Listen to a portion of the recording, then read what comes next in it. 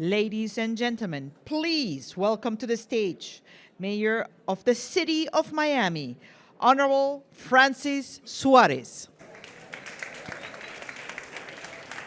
Thank you very much.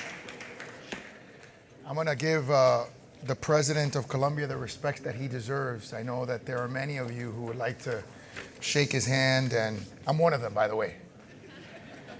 And I know former President Duque, who's here also in the audience. Wonderful to see you, Mr. President. Thank you so much for being here in Miami. Gracias. Uribe, yes. Álvaro. And I know that Luis Almagro is here somewhere, Secretary General Almagro. Thank you so much for being here. And Luis, Presidente Lacalle from Uruguay, thank you so much, Mr. President. President Frank, good to see you here today. Thank you all for being here. Mi hermano. It's really wonderful. I have to say that every time I go after President Duque, I think to myself that everything that I've written sort of goes out the window. And I understand there's a sense of inadequacy that overwhelms me, because I know that there's no way that I'm going to be able to compare to him in the way that he articulates what he's accomplished for his country. And it's always inspiring to me, particularly since he doesn't do it in his native language. And so I always try, when I speak in Spanish, I think to myself, can I be the Duque in Spanish? But I always fail. So, for me, I can just tell you that having listened to the remarks of today, I am as concerned as many of you are in terms of the direction of this country, in terms of the direction of the world.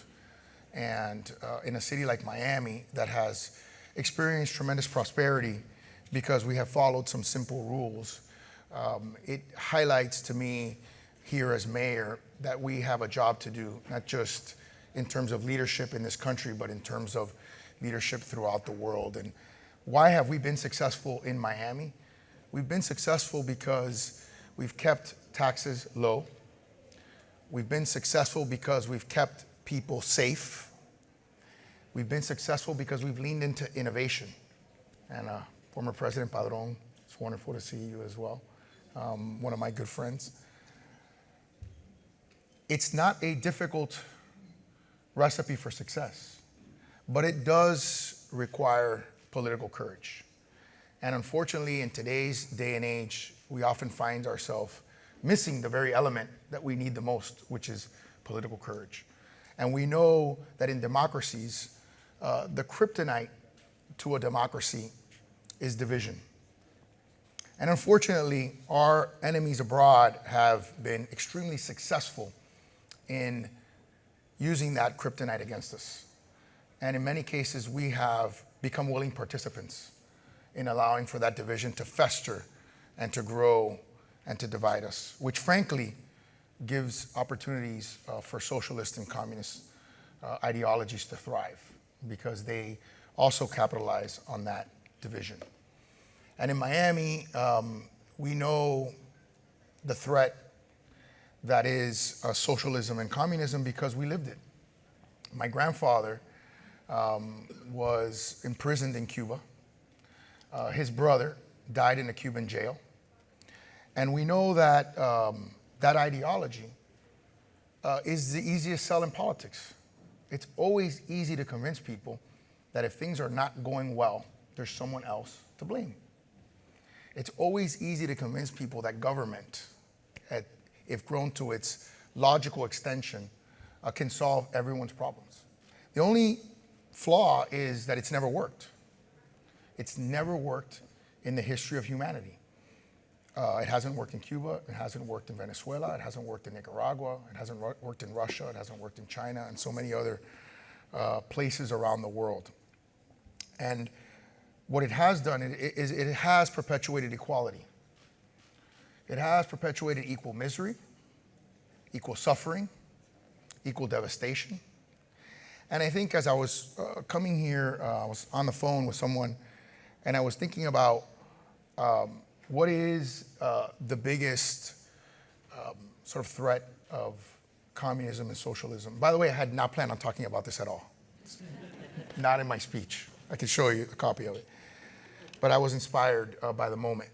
And the biggest threat is not the people that it has killed and the lives that it has taken, which are thousands, if not millions and tens of millions. It's that it robs the most essential ingredient of our humanity, which is the hope for a better tomorrow. And so when you look at a city like Miami, and I don't want to compete with Colombia on its statistics, because the president has his statistics down pat, but we're number one in the nation in tech job growth. We're number one in the nation in tech job migration.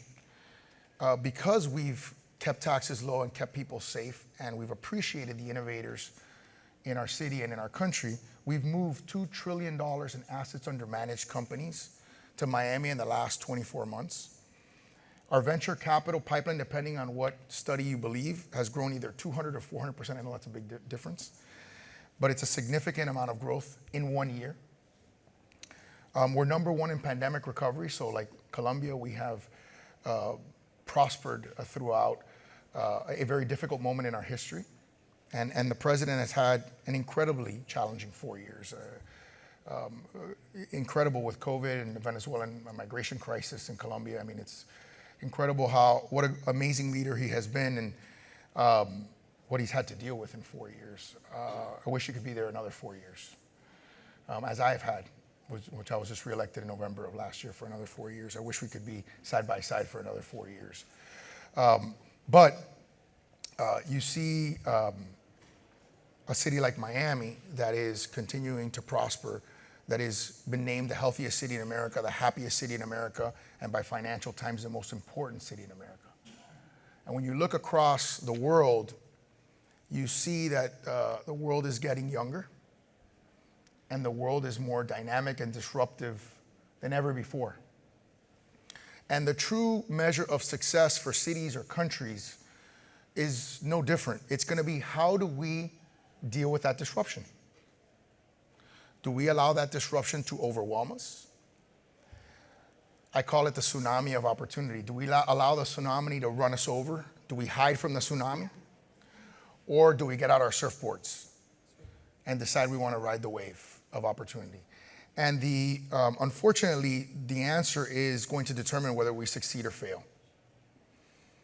That, and I think something that the president accentuated, which is our desire and our existential threat of climate change, and how cities like Miami, which is a member of C40, carbon neutral pledge, will have to join sort of the world effort to make sure that our planet is here for the next generation, which is my children and my grandchildren. So as I conclude this summit, which has had far more inspiring and transformational leaders than myself up here today, I just am awed by their leadership. I'm awed by their inspiration and their ability to articulate the vision for themselves and their country. And as a mayor and as president of the U.S. Conference of Mayors, so president of all the mayors in the country of the United States, I'll tell you that I will not bend in terms of my message and in terms of the message that for us to guarantee freedom, liberty, and prosperity for the most Americans and the most people in the world, that we just have to follow the simple rules, and that we have to continue to condemn socialism and communism everywhere we see it, because we know what the results will be. Thank you, and God bless you.